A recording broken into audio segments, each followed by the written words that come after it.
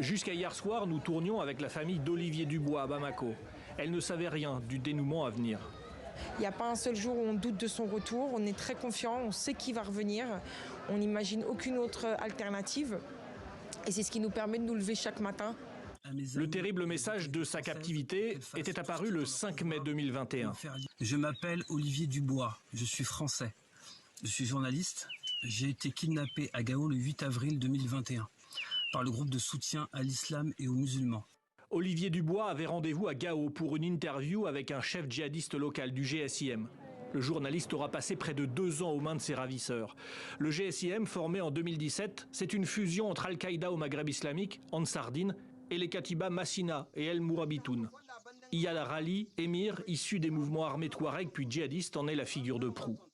Dans un contexte sécuritaire extrêmement tendu dans le Sahel, la mobilisation se met en place pour faire libérer Olivier Dubois. Elle est trop peu visible pour la famille qui tente pourtant de multiplier les messages, les interviews, les pétitions pour obtenir des informations auprès de l'État français. Nous ne savons absolument pas s'il y a des tractations, des négociations, des discussions. Ce que nous comprenons, nous, par contre, c'est qu'en 1 an de captivité au 8 avril 2022, 2 preuves de vie d'Olivier sont arrivées sur les réseaux sociaux. Et la question que notre famille, la mère d'Olivier, mon conjoint et moi-même nous posons, c'est pourquoi les choses n'avancent-elles pas plus vite pour Olivier ? Et pourquoi le gouvernement ne nous parle-t-il pas ? Au Mali, un comité de soutien est même créé pour continuer à mettre la pression.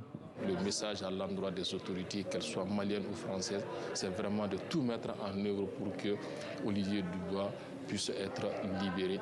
Des négociations ont donc abouti. Comment ? Les prochaines heures vont le préciser. Olivier Dubois est resté otage 711 jours, la plus longue captivité pour un otage français depuis le Liban dans les années 80.